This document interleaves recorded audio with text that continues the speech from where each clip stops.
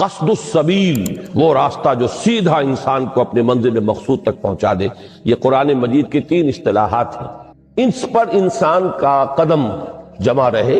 ادھر ادھر کی پگڈنڈیوں پر وہ کہیں مڑ نہ جائے، نہ وہ نفس امارہ کے سے مرعوب ہو یا مغلوب ہو، نہ ماحول کے غلط اثرات سے متاثر ہو، نہ جذبات کے کسی طوفانی رو کے اندر بہہ جائے۔ اس کے لیے بھی ضرورت ہے ایک مستقل، زندہ، بیدار، حقیقی تعلق مع اللہ کی۔ اس تعلق مع اللہ کا بھی سب سے بڑا ذریعہ، سب سے اعلیٰ وسیلہ یہ نماز ہے۔ تیسری چیز میں نے عرض کی تھی جو ان سب کا مقصود ہے، اصل میں یہ تمام چیزیں بھی ایک سطح پر آ کر ذرائع کی حیثیت حاصل کر لیتی ہیں، حکمت دین کے اعتبار سے، فلسفہ دین کے اعتبار سے۔ ان سب کا اپنا ایک ہدف ہے اور اپنا ایک مقصود ہے، اور وہ ہے انسان کی روحانی ترقی، جس کے لیے تعبیر میں نے کل کی تھی اس اصطلاح کے حوالے سے جو حدیث نبوی میں آئی ہے، یتقرب الی عبدی بالنوافل وبالفرائض، تقرب الی اللہ، اللہ سے قریب ہوتے چلے جانا۔ اور یہ کوئی مادی قرب کا مسئلہ نہیں ہے، کوئی زمانی یا مکانی فصل ہمارے اور اللہ کے مابین موجود نہیں ہے۔ ہوا معکم اینما کنتم نحن اقرب الیہ من حبل الورید، لیکن یہ کہ ذہول، عدم توجہ، دوسری چیزوں میں دل کا لگ جانا اس طور سے کہ پھر محبت خداوندی کے لیے دل میں جگہ نہ رہنا، یہ چیزیں ہیں جو انسان کو اپنے رب سے دور کر دیتی ہیں۔ ورنہ پروردگار کی طرف سے تو ہر وقت ایک دعوت عام ہے کہ ہم تو مائل بکرم ہیں، کوئی سائل ہی نہیں، راہ دکھلائیں کسے، رہنو منزل ہی نہیں۔ وہ احادیث بھی موجود ہے کہ میرا بندہ میری طرف چل کر آتا ہے تو میں بھاگ کر آتا ہوں، وہ اگر بارش بھر آتا ہے میں ہاتھ بھر آتا ہوں۔ تو معلوم یہ ہوا کہ اللہ تعالیٰ کی طرف سے تو ہر وقت دعوت عام ہے، لیکن یہ کہ ذہول، عدم توجہ ہی ہماری طرف سے۔ تو اس توجہ الی اللہ اور تقرب الی اللہ کا بھی سب سے اعلیٰ، سب سے عمدہ، سب سے جامع طریقہ اور ذریعہ نماز۔ یہ ہے میری کل کی گفتگو کا خلاصہ۔ اب آج شاید وہ عنوان آج بھی لکھا ہوا سامنے موجود ہو، چونکہ عنوان معین کیا گیا ہے، میں اسی کے حوالے سے بات کروں گا۔ طالبان قرآن اور خادمان دین کے لیے نماز کی خصوصی اہمیت، اور اس پر میں بعد میں، جیسا کہ میں نے کل بھی عرض کیا تھا، تھوڑا سا اضافہ کروں۔ طالبان قرآن سے کیا مراد ہے؟ سب سے پہلے اس کو معین کیجئے۔ قرآن کا طالب، اس سے مراد ہے قرآن مجید سے علم صحیح، فہم صحیح اور ہدایت کا اخذ کر سکتا۔ اس کے لیے ذرائع ہے قرآن کا پڑھنا، یہ بھی اس کا ایک ذریعہ ہے۔ اس کے لیے ذرائع ہے قرآن پر غور و فکر، سوچ بچار، تدبر، یہ تمام چیزیں ذریعہ بنیں گی۔ اصل مقصود کیا ہے؟ طالب قرآن کا اصل ہدف کیا ہے؟ کیا چاہتا ہے وہ قرآن سے؟ معاذ اللہ طالب قرآن ایک ایسا بھی ہو سکتا ہے کہ جو صرف اس لیے کہ مجھے کوئی پیشہ اختیار کرنا ہے، اس کے لیے قرآن کو حفظ کر رہا ہو یا قرآن کو پڑھ رہا ہو، اس کو اس وقت اپنے ذہن سے نکالنا ہے۔ طلب قرآن سے صحیح مراد قرآن سے ہدایت اخذ کرنا، قرآن کے ذریعے اپنے فکر کو جلا دینا، اپنی مینٹل فیکلٹیز جو اللہ نے عطا فرمائی ہے، فکر، سوچ بچار کی جو صلاحیت عطا فرمائی ہے، ان کو پروان چڑھانا صحیح رخ پر۔ گویا کہ بات وہی ہو گئی جو کل میں بیان کر چکا ہوں، فکر انسانی کے صحیح رخ پر آگے بڑھنے اور پیش رفت کا معاملہ۔ اس کے لیے اب نوٹ کیجئے کہ اس ہدایت قرآنی اور صحیح علم و فکر قرآن سے مستفید ہونے کے لیے 2 چیزیں شرط لازم ہیں۔ نمبر 1 تصحیح نیت، جیسا کہ میں نے ابھی اشارہ کیا، علم دین کے حصول کے لیے ایک محرک یہ بھی ہو سکتا ہے کہ کہیں خطیب بننا ہے، امام لگنا ہے، اور اب تو آپ کو معلوم ہے چونکہ ہمارا ملک ایک غالب اکثریت اس کے رہنے والوں کی مسلمانوں پر مشتمل ہے، تو چاہے کوئی حقیقی یہاں پہ اسلامی نظام نہیں آیا، لیکن یہ کہ مساجد میں باقاعدہ اب ائمہ کے، خطباء کے گریڈز مقرر ہیں، یہ بھی ایک پروفیشن ہے، یہ بھی ایک پیشہ ہے۔ یا یہ کہ جیسے کہ حدیث نبوی میں آیا ہے کہ جس شخص نے علم حاصل کیا کہ وہ علماء کی مجلس میں بیٹھ سکے، علماء کی محفل میں بار پا سکے، یا جاہلوں پر، ناواقفوں پر روب گانٹ سکے، تو اس کے لیے شدید وعید ہے، گویا کہ وہ اپنا ٹھکانہ جہنم میں بنا رہا ہے۔ وہی علم کے جس کی بڑی فضیلت ہے، جس کی بڑی اہمیت ہے، جس کے بارے میں یہاں تک فرمایا گیا کہ عالم کے دوات کی سیاہی اور شہید کا خون یہ ہم وزن ہے اللہ کے میزان میں، اور ساری رات عبادت میں کھڑے رہنے سے اس رات کا 1 گھنٹہ علم کی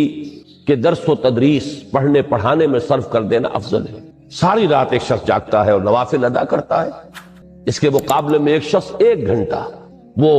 علم کی تدریس کرتا ہے یا علم کی تحصیل کرتا ہے، یہ اس سے افضل ہے۔ اس علم کا یہ مقام، لیکن ساتھ یہ بھی کہ لیماری بہ السفہاء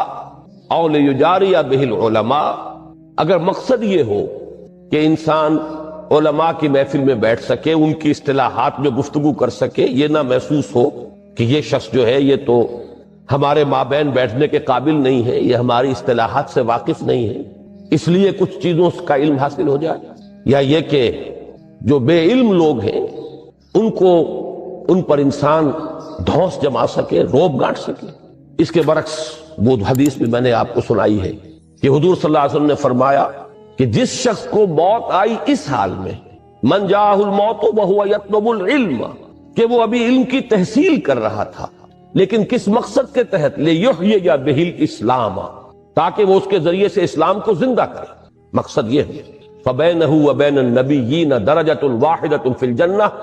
تو ایسے شخص کے اور انبیاء کرام کے درمیان جنت میں صرف 1 درجے کا فرق رہ جائے گا۔ تو معلوم ہوا کہ تصحیح نیت اس کی بڑی اساسی اہمیت ہے طلب علم میں، اور اس تصحیح نیت کے لیے لازم ہے وہی دوام ذکر الہی، دل کا اللہ کے ساتھ متعلق رہنا۔ مجھے لفظ ایک یاد آیا، ایک حدیث میں آیا ہے قلبہ معلق بالمساجد۔ حضور صلی اللہ علیہ وسلم نے 7 افراد کا تذکرہ فرمایا ایک حدیث میں کہ جن کو اللہ تعالی خاص اپنے سائے تلے جگہ دے گا قیامت کے دن، جس دن کسی کے لیے کوئی سایہ نہ ہو۔ ان میں سے ایک وہ بھی ہے، ایک ایسا شخص کہ جس کا دل مسجدوں ہی میں اٹکا رہتا ہے، وہ اگر نکلتا ہے باہر اپنی ضروریات کے لیے، آخر معاش کی بھاگ دوڑ ہے اور ذمہ داریاں ہیں، لیکن دل وہیں اٹکا رہتا ہے کہ جیسے ہی اذان کی آواز آتی ہے لپکتا ہے، جیسے کہ مچھلی جو ہے، جسے آپ کہتے ہیں ماہی بے آب،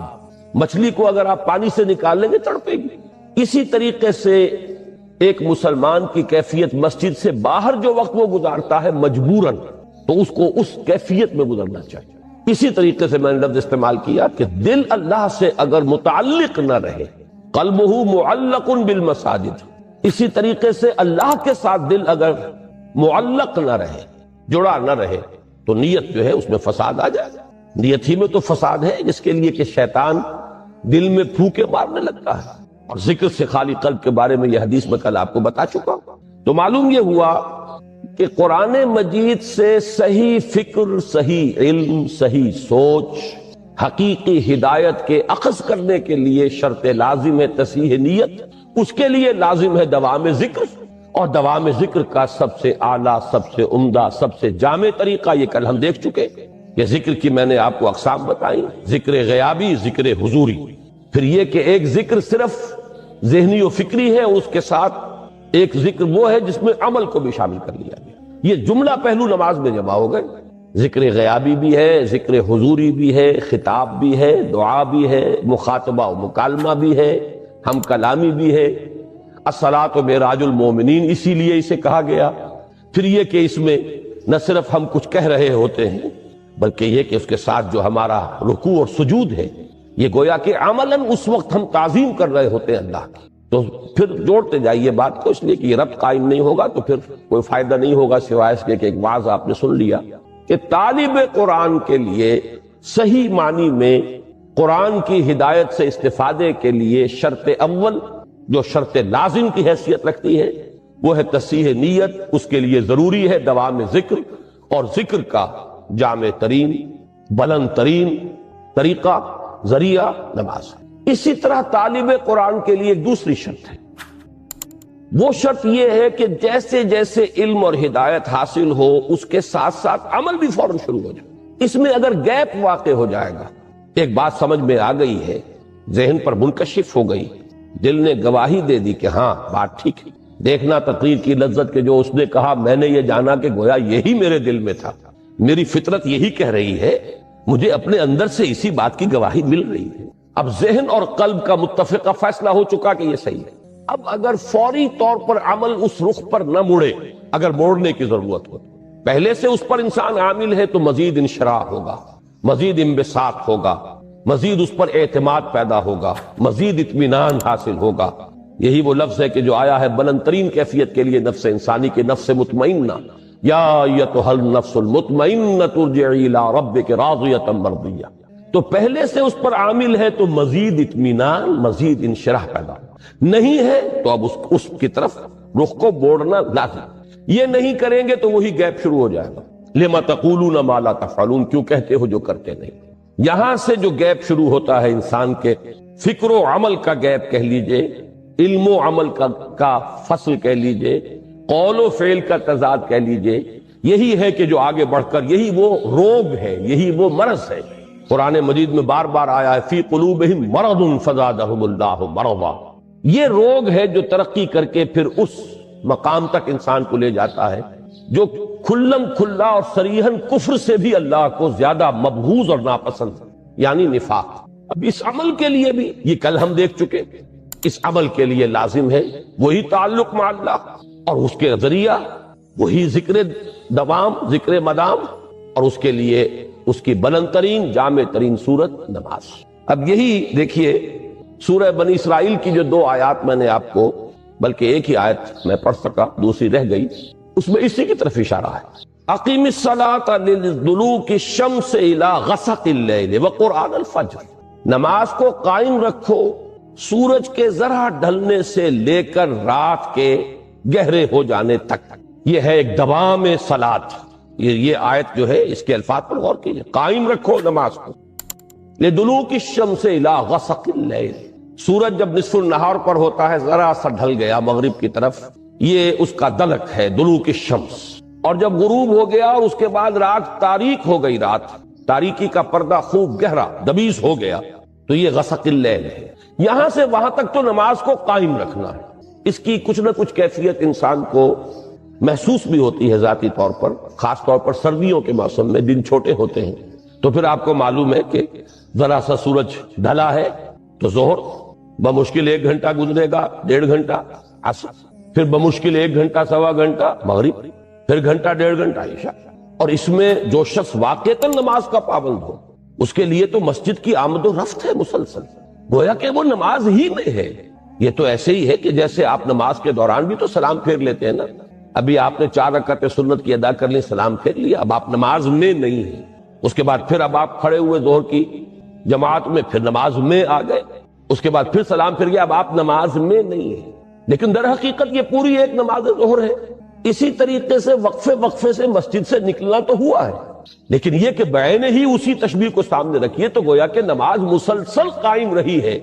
دلوک الشمس سے لے کر غسق اللیل تک۔ اقیم الصلاۃ لدلوک الشمس الی غسق اللیل وقرآن الفجر، خاص طور پر اب فجر کی نماز کا علیحدہ سے تذکرہ کیا گیا۔ اس میں چونکہ طول قنوت یعنی زیادہ دیر تک کھڑے رہنا، لمبی قرات، یہ گویا کہ اس کے لوازم میں سے، اسی لیے صلاۃ الفجر نہیں کہا اسے، وقرآن الفجر، اور التزام رکھو فجر کو قرآن کا، یعنی نماز میں قرآن مجید کو زیادہ سے زیادہ پڑھنا، زیادہ سے زیادہ اس کی تلاوت۔ ان قرآن الفجر کان مشہودا، مشہودا کے بارے میں کئی تفسیری اقوال ہیں، فجر کے وقت کا یہ قرآن کا پڑھنا مشہود ہے، اور مشہود کے ایک معنی یہ ہے کہ قلب حاضر ہوتا ہے، استحضار ہوتا ہے، طبیعت تر و تازہ ہوتی ہے، تکان نہیں ہوتی، کسل نہیں ہوتا، رات بھر آپ نے نیند لی ہے، اب آپ فریش ہیں، تر و تازہ ہیں، تو آپ کے تمام جو قوائے باطنی ہیں، جو آپ کی فیکلٹیز ہیں آپ کے اندر، وہ بیدار ہیں، اور وہ گویا کہ اس کے لیے ریسیپشن جو ہے ان تمام چیزوں کا جو قرآن کے اندر سامنے آ رہی ہیں، اس کے لیے بہترین اور سازگار ماحول۔ یہ بات بھی کہی گئی ہے کہ فجر کی نماز میں وہ فرشتے بھی حاضر ہوتے ہیں کہ جن کی ڈیوٹی رات کے وقت ہوتی ہے، ابھی آف ہونے سے پہلے انہیں فجر کی نماز بھی پڑھنی ہے ساتھ، اور وہ بھی کہ جنہوں نے دن کا چارج سنبھالنا ہے وہ بھی پہلے آ جاتے ہیں، فجر کی جماعت میں وہ شریک ہوتے ہیں۔ بہرحال یہ مختلف اقوال ہیں، لیکن میں اس وقت توجہ دلا رہا ہوں کہ طالب قرآن کے لیے 2 شرطیں، تصحیح نیت اور علم اور عمل، اس میں کسی فرق و تفاوت یا تضاد کا پیدا نہ ہونا، دونوں کے لیے لازمی ہے دوام ذکر، اس کا اہم ترین وسیلہ ذریعہ نماز، اور اس کے ساتھ جوڑیے پہلی بات جو کل میں نے کہی تھی اور آج بھی دہرایا اسے، کہ معرفت رب کے لیے سب سے بڑا ذریعہ جو ذکر مجسم ہے وہ قرآن ہے، تو گویا کہ صلاۃ الفجر کا پروگرام 2 عطشہ ہو گیا۔ اب یہ صرف صلاۃ نہیں ہے، بلکہ اس کے ساتھ چیزیں جوڑ دی گئیں جو مجسم ذکر ہے قرآن، اور جو ذکر کا سب سے زیادہ جامع اور بلند ذریعہ ہے، ان دونوں کو جمع کر دیا گیا۔ وَقُرْآنَ الْفَجْرِ إِنَّ قُرْآنَ الْفَجْرِ كَانَ مَشْهُودًا۔ اور اس سے بھی آگے ہے، یہ تو چونکہ فرض نمازوں کا ذکر آ گیا ہے، ظہر سے عشاء تک اور پھر فجر، لیکن اس سے اگلی منزل بھی ہے، وَمِنَ اللَّيْلِ فَتَهَجَّدْ بِهِ نَافِلَةً لَكَ، اور رات کے ایک حصے میں بھی جاگا کرو اس کے ساتھ، یعنی یہی فجر کا جو پروگرام ہے، اس کو 2 آتشہ سے آتشہ اگر کرنا چاہتے ہو تو اب رات کے ایک حصے میں سے اپنے آرام میں سے کٹوتی کرو اور کھڑے رہو، اور اس وقت خاموشی سے پرسکون انداز میں، جبکہ کوئی اور نہ دیکھنے والا ہے، نہ کسی اور طرح کی ڈسٹربنس ہے، براہ راست ایک رابطہ جو ہے بندے اور رب کے درمیان اسٹیبلش ہو جاتا ہے، اس وقت اسی فجر کی کیفیت کو اس وقت 2 آتشہ بلکہ 6 آتشہ کر کے اس سے استفادہ کرو۔ اس سب کا حاصل کیا ہوا؟ اس سب کا حاصل وہ ہے جو اقبال کے اس شعر میں ہے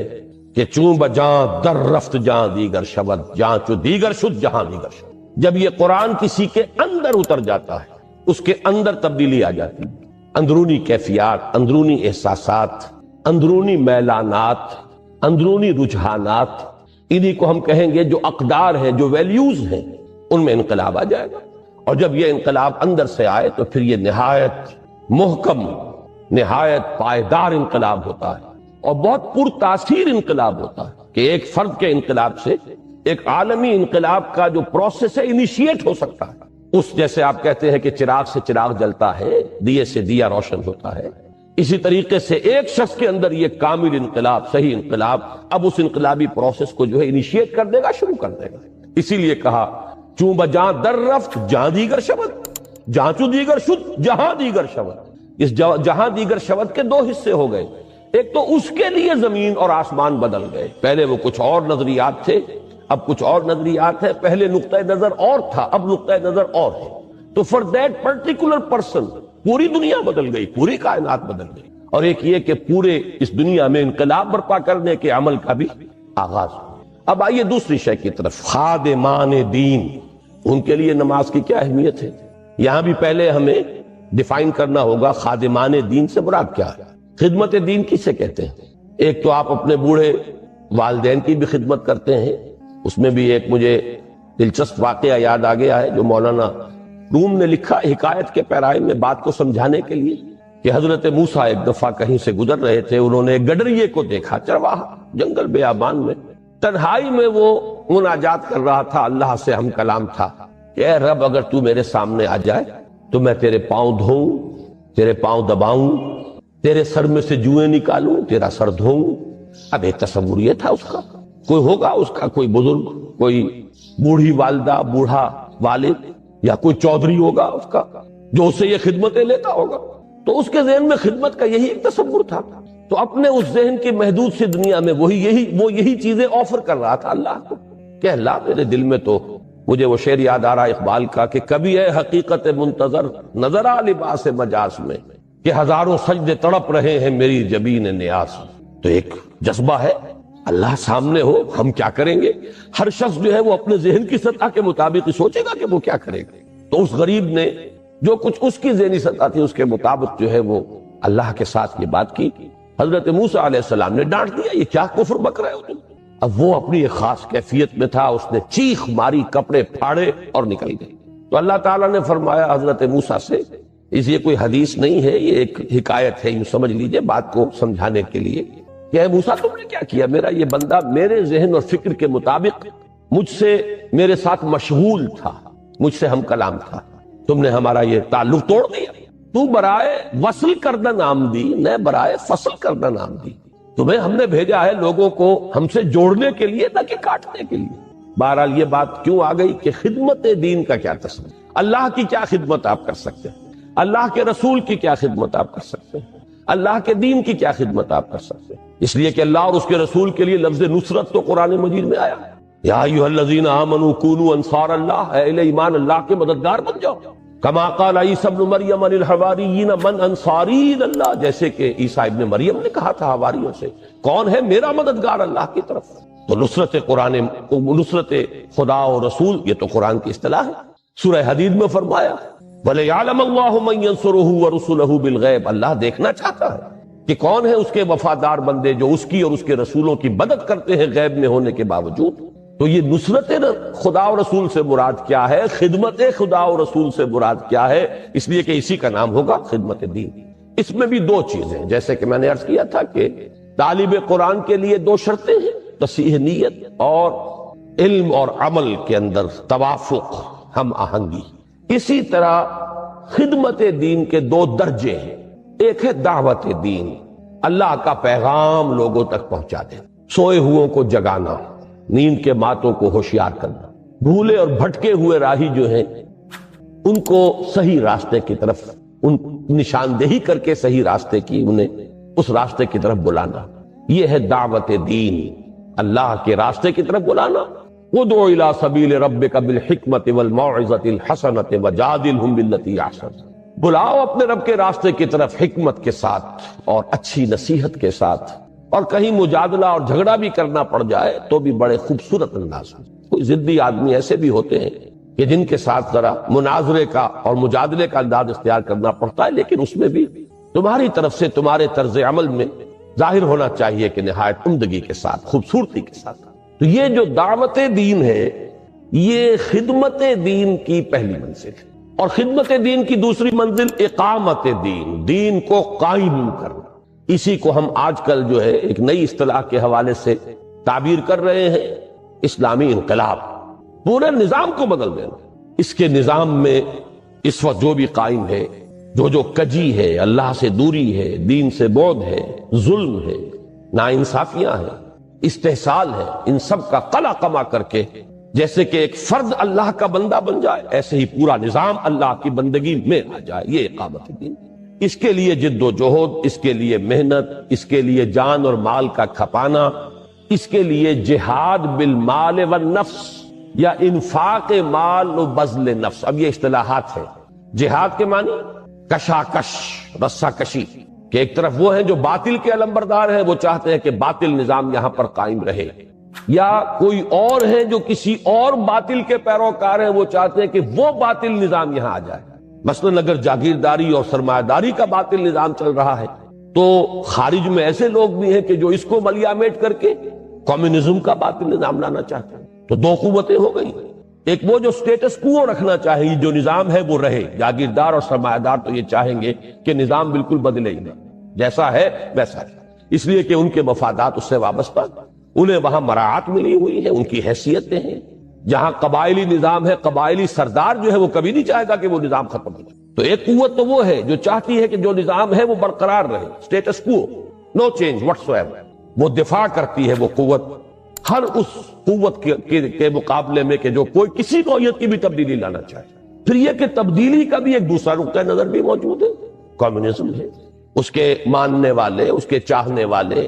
اس کے لیے محنت کرنے والے، جدوجہد کرنے والے وہ بھی میدان میں ہیں۔ اب اس حال میں جو اللہ کے چاہنے والے، اللہ کے دین کے ماننے والے، اللہ کے دیے ہوئے نظام کو برپا کرنے کی جدوجہد کریں گے تو رسہ کشی تو ہوگی، کشاکش ہو کر رہے گی۔ اس کشاکش کے لیے قرآن مجید نے دو اصطلاحات استعمال کی ہیں، یا تو جہاد، اور جہاد میں دو چیزیں کھپیں گی، جان اور مال، تو جہاد بالمال والنفس، یہ ایک اصطلاح ہے۔ نمبر دو انفاق، انفاق کے معنی کیا ہے؟ کھپا دینا، خرچ کر دینا، جان کا کھپانا، مال کا کھپانا، انفاق مال و بذل نفس، یہ میں نے وضاحت کر دی اصطلاحات کی۔ تو گویا کہ خدمت دین سے مراد ہے یہ۔ اب اس کے لیے لازم ہے مسلسل جد و جہد، مسلسل کشاکش، مسلسل کشمکش، مسلسل قربانی، مسلسل مقابلہ۔ اس کے لیے قرآن مجید کی اصطلاح ہے صبر و مصابرت۔ یا ایھا الذین آمنوا اصبروا وصابروا ورابطوا واتقوا اللہ لعلکم تفلحون۔ اہل ایمان خود صبر کرو، ڈٹے رہو، جمے رہو، ہر نوع کی مخالفت کو جھیلو، تکلیف کو برداشت کرو، جو مصیبت آئے جھیلو، جو قربانی دینی پڑے دو، یہ ہے صبر۔ وصابروا، مصابرت باب مفعلہ، جو تمہارے مقابلے میں تمہاری جو مخالف قوتیں صبر کر رہی ہیں ان کے صبر پر بازی لے جاؤ۔ وہ بھی تو صبر کر رہے تھے، ابو جہل نے بھی گردن کٹوائی کہ نہیں کٹوائی؟ اپنے باطل دین اور باطل عقائد کے لیے ڈٹ کر آئے کہ نہیں آئے؟ تو اگر تمہارا صبر ان کے صبر سے بڑھ کر نہیں ہوگا، تمہارا صبر ان کے صبر کو مات نہیں دے دے گا، تو تمہاری بازی مات ہو جائے گی۔ اللہ تعالیٰ نے اس دنیا کو کچھ اصولوں پر بنایا ہے۔ اس کی خصوصی نصرت اور مدد اسی وقت آتی ہے جب اس کے بندے ثابت کر دیں کہ انہوں نے اپنا سب کچھ لگا دیا، کھپا دیا، انہوں نے کسی چیز کو بچا کر نہیں رکھا ہے۔ تو چھپا چھپا کے نہ رکھی سے تیرا آئینہ ہے وہ آئینہ کہ شکستہ ہو تو عزیز تر ہے نگاہ آئینہ ساز۔ اگر یہ ثابت کر دیں لوگ، پھر اللہ کی نصرت آتی ہے۔ متى نصر اللہ الا ان نصر اللہ قریب۔ تو صبر اور مصابرت، یا ایھا الذین آمنوا اصبروا وصابروا ورابطوا، اور اس صبر اور مصابرت کے لیے ایک لفظ اگر چاہیے تو اس کا نام ہے استقامت، کھڑے رہنا، ڈٹے رہنا، جمے رہنا، استقامت۔ اس کے لیے دیکھیے قرآن مجید میں پھر بات وہی آئے گی۔ 2 مرتبہ تو سورہ بقرہ میں بتایا گیا کہ صبر کہاں سے ملتا ہے، قوت کہاں سے ملے گی، استقامت کے لیے تمہاری سورس آف سٹرینگتھ کیا ہے۔ ایک مرتبہ تو بنی اسرائیل جو سابقہ امت تھی، جو معزول کیے گئے، تو مسلمان امت مسلمہ جو ہے وہ اس منصب پر فائز ہوئی، ان کا قبلہ منسوخ ہوا اور کعبہ جو ہے وہ اب امت مسلمہ کا مرکز اور قبلہ قرار پایا۔ تو جو معزول ہو رہی تھی امت، اس میں سے بھی جو بچے کھچے ایسے لوگ تھے کہ جن میں کوئی حق کو قبول کرنے کی استعداد یا صلاحیت باقی تھی، ایک تو ان سے خطاب کیا گیا ہے سورہ بقرہ کے 5ویں رکوع میں مثبت انداز میں۔ آگے پھر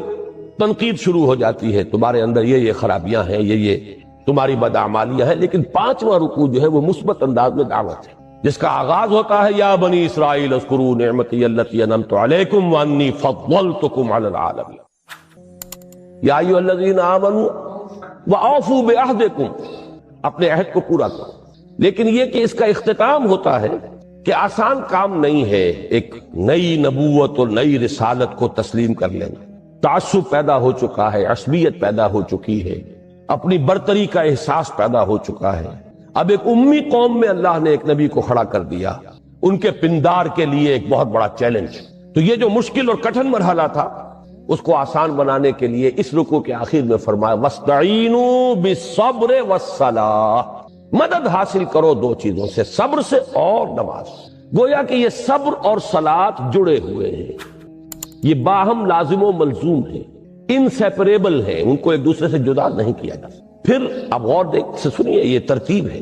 اس کے بعد آپ کو معلوم ہے تقریباً 14 رکوعوں میں ایک بہت ہی طویل فرد قرارداد جرم عائد کی گئی ہے بنی اسرائیل پر، جس کی وجہ سے تم معزول کیے جا رہے ہو آج۔ پھر بات آئے گی حضرت ابراہیم کی خانہ کعبہ کی تعمیر کی، اور پھر تحویل قبلہ کی، اور اس کے بعد اب جو نئی امت اس منصب پر فائز ہوئی، اب اس سے خطاب شروع ہوگا یا ایھا الذین آمنوا استعینوا بالصبر والصلاۃ ان اللہ مع الصابرین۔ پھر وہی بات، اس لیے کہ دین تو ایک ہے، دین کی بنیادی تعلیمات ایک ہے، دین کی حکمت ایک ہے۔ دین کی ظاہری اعمال کی صورتوں میں کچھ فرق ہوا ہے، نماز کی شکل بنی اسرائیل میں کچھ اور تھی، ہمارے ہاں کچھ اور ہے، لیکن یہ ہے کہ جہاں تک حکمت، فلسفے، دین کے مقاصد، دین کی اساسات، دین کی فکری بنیادوں، ان کا تعلق ہے، یہ تو ایک ہی ہے، دین ایک ہی ہے ہمیشہ۔ تو دونوں جگہ پر 5ویں رکوع کے اختتام پر وَاسْتَعِینُوا بِالصَّبْرِ وَالصَّلَاةِ وَإِنَّهَا لَكَبِیرَةٌ إِلَّا عَلَى الْخَاشِعِینَ الَّذِینَ یَظُنُّونَ أَنَّهُم مُّلَاقُو رَبِّهِمْ وَأَنَّهُمْ إِلَیہِ رَاجِعُونَ۔ اور 19ویں رکوع کے شروع میں خطاب اہل ایمان سے، امت مسلمہ سے، یا ایھا الذین آمنوا استعینوا بالصبر والصلاۃ ان اللہ مع الصابرین۔ اس کے علاوہ جو میں نے ایک آیت آج بالکل شروع میں پڑھی تھی، یہ سورہ عنکبوت کی 45ویں آیت ہے، لیکن اس سے زیادہ آسان پہچان جو ہے اس کی، وہ اس حوالے سے ہے کہ 21ویں پارے کی پہلی آیت، اس لیے 21ویں پارے کا نام ہی اس سے ہے اتلو، پڑھا کرو، اتل ما اوحی الیک من الکتاب واقم الصلاۃ ان الصلاۃ تنہی عن الفحشاء والمنکر ولذکر اللہ اکبر واللہ یعلم ما تصنعون۔ اور یہ سورہ عنکبوت جو ہے نازل ہوئی ہے سن 5 نبوی میں۔ یہ سن 5 نبوی یوں سمجھیے کہ جب وحی شروع ہوئی حضور پر، تو اب یہاں سے پہلا سال جو ہے نبوت کا شروع ہو گیا۔ اس کے بعد تقریباً 13ویں سال میں جا کر ہجرت ہوگی، تو وہاں سے سن ہجری شروع ہوگا جو اب 1410 ہے۔ تو یوں سمجھیے کہ 1410 میں ایڈ کیجئے تقریباً 8 برس، تو آج سے 1418 برس جو قمری ہے، اس وقت وہ سورہ مبارکہ نازل ہوئی، اور یہ وقت وہ تھا جب کہ مکے میں شدید مصائب اور پرسیکیوشن اور تشدد اور تعذیب سے اہل ایمان کو سابقہ تھا، بری طرح مارا جا رہا تھا صحابہ کرام کو، بالخصوص ایک تو نوجوان جو اپنے بزرگوں کے رحم و کرم پر ہوتے، ان پر ڈیپینڈنٹ ہوتے، دوسرے غلام تو ان کی گویا کی ملکیت تھے جو چاہے کر گزرے، اپنی اولاد کو کوئی مارتا تو نہیں ہے لیکن غلاموں کو تو وہ ہلاک بھی کر دیتے، بلکہ حضرت یاسر اور ان کی اہلیہ حضرت سمیہ دونوں کو شہید کیا ابو جہل۔ تو یہ جو شدید دور تھا جس میں کہ صبر اور مصابرت کی بڑی سخت ضرورت، ڈٹے رہنے کا، انسان کے صبر کا بڑا عظیم امتحان، اس وقت یہ آیت نازل ہوئی کہ ان کیفیات میں صبر و مصابرت کے لیے تمہارا سہارا، تمہارے لیے سورس آف اسٹرینتھ، اس کے لیے ذریعہ کیا ہے، ہدایت کیا ہے؟ وہ کئی ہدایات ہیں لیکن اولین ہدایت یہ ہے اتل ما اوحی الیک من الکتاب، پڑھو اس کو جو نازل کی گئی، وحی کی گئی تمہاری طرف کتاب یعنی قرآن، وہ اقیم الصلاۃ، اور نماز کو قائم کرو۔ دیکھیے گویا کہ وہی بات ہو گئی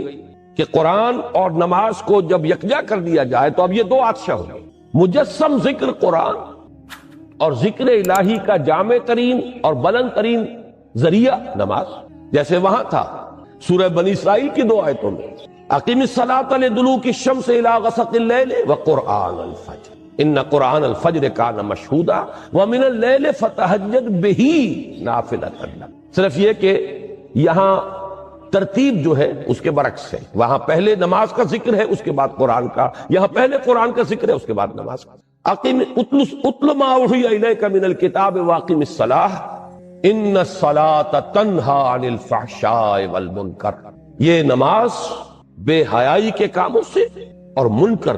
بدی کے کاموں سے روکنے والی ہے، بشرطے کہ وہ نماز ہو، وہ محض ایک رسم نہ ہو،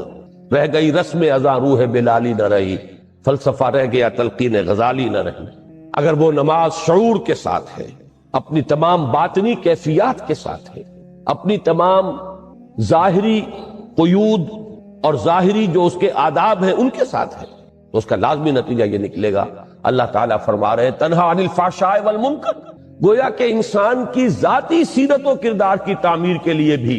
یہی نماز سب سے بڑا ذریعہ۔ والا ذکر اللہ اکبر، یہ آیت بڑی عظیم ہے، اللہ کا ذکر بہت بڑی شے ہے، سب سے بڑی شے۔ یہ گویا کہ کل جو کچھ میں نے عرض کیا تھا اور آج جو میں نے آغاز میں اس کا خلاصہ دہرایا ہے، یہ اس کا گویا کہ نہایت جامع الفاظ میں اللہ تعالیٰ کی طرف سے اس کی تعبیر ہے، اللہ کا ذکر سب سے بڑی شے، اس لیے کہ حکمت کا پہلا مرحلہ، پہلا مسئلہ معرفت رب، اس کے لیے تذکر بالقرآن، اس کا دوسرا مرحلہ فکر صحیح کی پیش قدمی اور پیش رفت اور عمل صحیح کا برقرار رہنا اور روحانی ترقی، اس کے لیے ضروری دوام ذکر اور ذکر کی بلند ترین اور جامع ترین صورت نماز۔ اس اعتبار سے والا ذکر اللہ اکبر، اللہ کا ذکر سب سے بڑی شے ہے، واللہ یعلم ما تصنعون، اور اللہ خوب جانتا ہے جو کچھ کہ تم کر رہے ہیں۔ تو معلوم یہ ہوا، اب ہم جس جگہ تھے اپنی بحث کے اعتبار سے، خدمت دین کے 2 درجے، دعوت دین اور اقامت دین یا اسلامی انقلاب، دین کے غلبے کی جد و جہد، اس کے لیے بھی ہر قدم پر ہر لحظہ صبر و مصابرت اور تعلق مع اللہ کی ضرورت ہے، اور ان آیات کے حوالے سے بات سمجھ میں آ گئی کہ اس کے لیے بھی ذریعہ قرآن نماز ہے اور قرآن ہے، اور جہاں یہ دونوں جمع ہو جائیں تو کیا کہنے، نور علی نور، یہ 2 عطشہ اور سے عطشہ ہے۔ یہ تو آپ کے عنوان کے حوالے سے بات ہو گئی، اب چند باتوں کا جیسا کہ میں نے عرض کیا تھا میں اضافہ کروں گا۔ پہلی بات تو جو ابھی میں نے کہی ہے اس کی تھوڑی سی مزید وضاحت۔ قرآن حکیم سے یہ معلوم ہوتا ہے کہ انفرادی سیرت و کردار کی تعمیر، جسے علامہ اقبال کی اصطلاح میں کہنا چاہیے تعمیر خودی، اس کے لیے جو پروگرام اللہ نے دیا ہے، اس کی جو اساسات ہیں، لفظ اساسات کو سمجھیے، ایک مکان آپ نے بنانا، سب سے پہلے بنیادیں بھرتے ہیں، آپ بنیاد ہی معین کرے گی کہ اب مکان کا نقشہ کیا ہوگا، اور بنیاد ہی معین کرے گی کہ مکان مضبوط کتنا ہوگا۔ بنیاد آپ نے کسی اور طرز کی رکھی ہے تو عمارت تو کسی اور طرز کی نہیں بنا سکتے، نقشہ تو اب وہی رہے گا جو بنیاد میں پڑ گئے، اور مضبوطی کے لیے بھی عمارت کے لیے اولین اور اہم ترین شے تو اسی بنیاد کی مضبوطی، اساس، بنیاد۔ تو تعمیر سیرت کے لیے جو پروگرام قرآن نے دیا ہے، اللہ نے دیا ہے، اس کی اساس آپ دیکھیں گے کہ اس میں گویا کہ جتنی چیزیں اللہ تعالیٰ نے ہمارے لیے تجویز فرمائی ہے، ہمیں تلقین فرمائی ہے، ان میں گویا کہ پورے حصار کی حیثیت، فصیل کی حیثیت نماز کو حاصل۔ اس کے لیے دو مقامات منتخب نصاب میں یہ موجود ہیں، دونوں اسباب ان کی طرف صرف اشارہ کر رہا ہوں کہ سورہ مومنون کا پہلا رکوع، قد افلح المومنون الذین هم فی صلاتهم خاشعون، کامیاب ہو گئے وہ اہل ایمان جو اپنی نمازوں میں خشوع اور خضوع اور حضور قلب اور اللہ تعالیٰ کے سامنے حاضر ہونے کا احساس جو ہے وہ موجود رکھتے ہیں۔ اور پھر بہت سے اوصاف بیان کر کے آخر میں پھر فرمایا والذین هم علی صلواتهم یحافظون، اور وہ لوگ کہ جو اپنی نمازوں کی محافظت کرتے ہیں، پوری حفاظت۔ ایک میں نماز کے باطن کی طرف اشارہ ہے، باطنی کیفیت خشوع اور خضوع، اور دوسرے میں نماز کے نظام کی طرف اشارہ ہے، اس پر میں ذرا تفصیلی بات بعد میں کروں گا۔ لیکن معلوم ہوا کہ اس پورے پروگرام کا اول و آخر نماز ہے۔ یہ مضمون اور زیادہ نکھر کر آیا ہے سورہ معارج میں، جہاں انسان کو تعبیر کیا گیا ہے کہ جیسے ایک کچی شے ہے جسے پکانا مقصود ہے۔ ان الانسان خلق ہلوعا، انسان اپنی خلقت کے اعتبار سے، سرشت کے اعتبار سے تھوڑ دلا ہے، کمزور ہے، کم ہمت ہے۔ اس کا مطلب کیا ہے؟ اذا مسہ الشر جزوعا واذا مسہ الخیر منوعا، کوئی تکلیف آتی ہے تو چیختا پکارتا ہے، نالا و شیون، فریاد، یعنی تحمل نہیں ہے، برداشت نہیں، جھیلنے کی صلاحیت اور استعداد نہیں۔ اور کچھ مل گیا مال تو پھر بڑا روک روک کر رکھتا ہے، اب بخل ہے، بخیل بن گیا ہے، کسی اور کو اس سے کوئی فائدہ نہ پہنچ جائے۔ یہ ہے انسان کے تھڑ دلے پن کی، جو اس کی سرشت کے اعتبار سے، اس کی خلقت کے اعتبار سے، اس کی طبیعت کے اعتبار سے اس میں خامی ہے۔ اس خامی کو اب پختہ کرنا ہے، اسی کا نام تعمیر سیرت ہے۔ بقول علامہ اقبال کے خام ہے جب تک تو ہے مٹی کا ایک انبار تو، پختہ ہو جائے تو ہے شمشیر بے زنہار تو۔ اس خام ہی کو تو پختہ کرنا ہے۔ یہ میں سے خام جو ہے اسی کو آپ نے اب بنانا ہے، جو کچھ بنانا ہے اسی کو سونا بنائیں گے۔ لہذا اس کا پروگرام شروع ہوا تو یہاں بھی آپ دیکھیں گے کہ اس تعمیر سیرت یا تعمیر خودی یا انسانی شخصیت کی پختگی اور میچورٹی اور استحکام کے پروگرام میں پہلے الذین هم علی صلاتهم یحافظون، جی دائمون، الذین هم علی صلات الا المصلین، بلکہ زیادہ توجہ کے قابل یہ درس ہے کہ یہاں تو گویا کہ مومن اور مصلی، نماز پڑھنے والا، یہ ہمارے پنجاب کے دیہات کا مصلی نہیں، غریب جسے کہ آپ بہت بنظر استحقار دیکھتے ہیں، مصلی تو بہت بڑی بات ہے قرآن مجید کی روح سے، کہ اس تھڑ دلے پن سے نجات کون پا سکتے ہیں؟ الا المصلین الذین هم علی صلاتهم دائمون، جو اپنی نمازوں پر مداومت کرتے ہیں، پابندی۔ میں نے جیسا کہ عرض کیا تھا، اس کا مجھے اگلے اپنی گفتگو کے حصے میں ذکر کرنا ہے مزید۔ یہاں سے بات چلی تو پھر اختتام ہوگا اسی پر، والذین هم علی صلاتهم یحافظون اولئک فی جنات مکرمون، جو لوگ اپنی نمازوں کی حفاظت۔ تو پہلی بات نوٹ کر لیجئے کہ تعمیر سیرت، تعمیر شخصیت، تعمیر خودی، انسان کی شخصیت کا پختہ ہونا، اس میں سے خام کا سونا بننا، اس کا سارا جو ہے دار و مدار جس پروگرام پر ہے،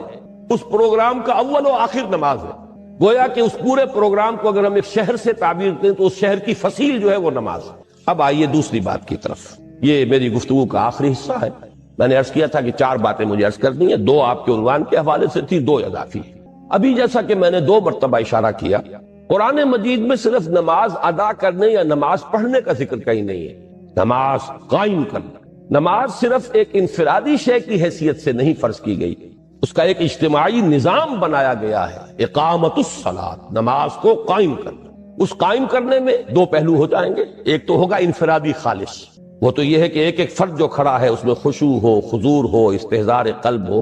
لیکن نظام جو ہے اس کے لیے ہے وہ محافظت اور مداومت۔ والذین هم علی صلواتهم یحافظون، جو سورہ مومنون میں آیا، اور سورہ معارج میں تو شروع اور آخر میں دونوں میں اسی کا ذکر ہے، الا المصلین الذین هم علی صلاتهم دائمون، اور پھر اختتام پر والذین هم علی صلاتهم یحافظون۔ یہ جو نظام صلاۃ ہے در حقیقت، اس پر ہمارا پورا نظام جو ہے دین کا وہ اسی بنیاد پر کھڑا ہے، بلکہ یوں کہیے کہ اسی کی ایک پروجیکشن ہے، اسی کی ایک توسیع ہے، اسی کی ایک ایکسٹینشن ہے۔ یہ مرکزی اہمیت ہے اقامت الصلاۃ کو پورے دین کے نظام۔ چنانچہ ظاہر بات ہے کہ اجتماعی نظام میں بھی اصل شے تو وہ افراد ہیں، افراد کے ہاتھوں میں ہے اقوام کی تقدیر، ہر فرد ہے ملت کے مقدر کا ستارہ۔ پہلی بات تو اس ضمن میں ہم وہ دیکھ چکے کہ وہ افراد کی سیرتوں کی تعبیر کے لیے اصل اساس نماز، اور اس کے ساتھ اس وقت ایڈ کر لیجئے کہ افراد کا جو پروگرام ہوتا ہے، نظام الاوقات، دن بھر کے معمولات، اس کو یہ نظام صلاۃ جکڑ لیتا۔ مجال ہے ادھر سے ادھر ہو جائے، کس قدر بیدار، کس قدر آدمی چاق و چوبند رہے گا۔ یہ نہیں کہ صبح کو سو رہے ہیں جب تک چاہا سو، جو مغربی اقوام میں جدید تہذیب کا خاصہ ہے۔ رات ان کی شروع ہوتی ہے نصف شب کے بعد، اور صبح طلوع آفتاب جو ہے وہ کس شے کا نام ہے، کس بلا کا نام ہے، وہ انہیں معلوم ہی نہیں۔ لیکن یہاں تو یہی ہے کہ طلوع آفتاب سے بہت پہلے آپ اٹھیں گے، 1 گھنٹہ پہلے اٹھیں گے تو نماز باجماعت ادا کر سکیں گے فجر کی، اس لیے کہ آپ کو معلوم ہے تقریباً 1.5 گھنٹے کے لگ بھگ پہلے اذان ہوتی ہے طلوع فجر جس کو ہم کہتے ہیں، اس کے ساتھ آپ اٹھیے، تب آپ باجماعت نماز فجر ادا کریں گے۔ تو جکڑ دیا ایکٹیو، پھر ظہر، عصر، مغرب، عشاء۔ صرف یہ حکمت اللہ نے رکھی ہے کہ آخر انسان کی معاشی ضروریات بھی ہیں، اس کی کسی دفتر میں اسے جانا ہے، ذمہ داری ہے اس کی، دکان پر جانا ہے، اس کے لیے ایک وقفہ رکھ دیا ہے جو تقریباً 7-8 گھنٹے کے مساوی بن جاتا ہے۔ اس میں کوئی نماز فرض نہیں کی، یہ تو اللہ کا بنایا ہوا نظام ہے نا، اس لیے اس کے اندر ساری حکمتیں ہیں۔ اللہ جانتا ہے انسان میں نے کیا کچھ رکھا ہے، اس کی کیا ضرورتیں ہیں، اس کے کیا حوائج ہیں۔ کوئی فرض نماز نہیں ہے فجر سے ظہر تک، گویا کہ آدمی اپنی کسی معاشی جد و جہد میں اگرچہ نفل نمازیں آ جاتی ہیں، ایک طلوع کے فوراً بعد تھوڑی دیر کے بعد جسے آپ اشراق کہتے ہیں، ایک اور نماز صلاۃ الضحیٰ، یہ تقریباً یوں سمجھیے کہ جیسے ظہر ہے نصف النہار کے بعد، اسی طرح اس سے کچھ پہلے یہ صلاۃ الضحیٰ اگر کسی شخص کے لیے ممکن ہے، اس کے معمولات جو ہیں وہ اس طرح کے ہو سکتے ہیں، وہ ادا کرے، بہت بڑی فضیلت ہو جائے۔ لیکن یہ کہ فرض نماز نہیں رکھی۔ البتہ پھر لدلوک الشمس الی غسق اللیل، وہ آیت میں آپ کو سنا چکا ہوں، اقم الصلاۃ لدلوک الشمس الی غسق اللیل۔ اب تو نماز ہی نماز ہے، جانا ہے اور آنا ہے، کوئی تھوڑا سا کام کیجئے، ذرا سے بھی آپ غافل ہو جائیں گے، نماز باجماعت نکل گئی۔ اب وہ آپ نماز ادا کر لیں گے، قضا کر لیں گے، اور نماز باجماعت اور اقامت کا جو تصور ہے نماز کا، وہ فوت ہو گیا، وہ ختم ہوا، وہ فضیلت اب کسی طور سے حاصل نہیں ہو سکتی۔ لہذا یوں سمجھیے کہ فرد کی زندگی کو بھی اس کے نظام الاوقات کو جکڑ لینے والی شے، اور اس میں بیداری، ہوشیاری، چوکسی، اس کو برقرار رکھنے والی سب سے بڑی شے نماز۔ اب اس سے آگے آئیے، اجتماعیت کی پہلی اینٹ یہ ہے کہ کون مسلمان ہے اور کون نہیں ہے، اس کی علامت معین